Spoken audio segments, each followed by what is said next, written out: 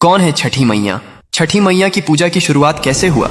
जब सृष्टि की शुरुआत हुई तब ब्रह्मा जी ने अपने कमंडल से जल उंडेला और सृष्टि का निर्माण प्रारंभ किया, लेकिन सृष्टि अधूरी थी। पुरुषों के बिना स्त्री शक्ति का अभाव था। ब्रह्मा जी ने स्वयं को दो भागों में विभाजित कर लिया, एक पुरुष भाग जो सृष्टि का आधार बना और दूसरा स्त्री भाग जो प्रकृति देवी के रूप में प्रकट हुई।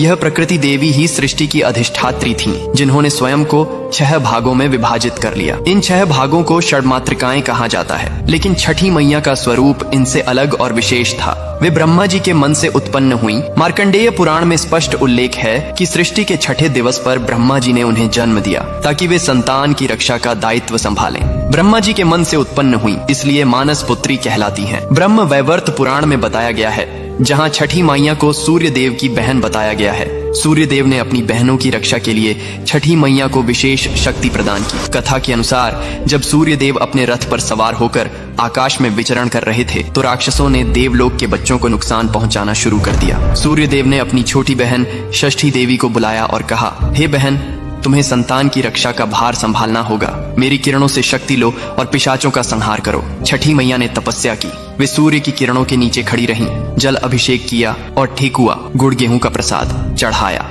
उनकी तपस्या से प्रसन्न होकर सूर्य देव ने उन्हें अमृता और रक्षा शक्ति का वरदान दिया। पिशाचों को हराकर बच्चों को बचाया। इस कथा से छठ पूजा में सूर्य और छठी मैया की संयुक्त पूजा की परंपरा चली। पुराणों में कहा गया है कि छठी मैया बिल्ली के रूप में भी प्रकट होती हैं, क्योंकि बिल्ली माँ की तरह बच्चों की रक्षा करती है, रात में जागती रहती है और खतरे से पिशाचों को हराकर बच्चों को बचाती है। इसीलिए उन्हें छठी मैया कहते हैं, जो छठे दिन जन्मी और छठे दिन पूजी जाती है।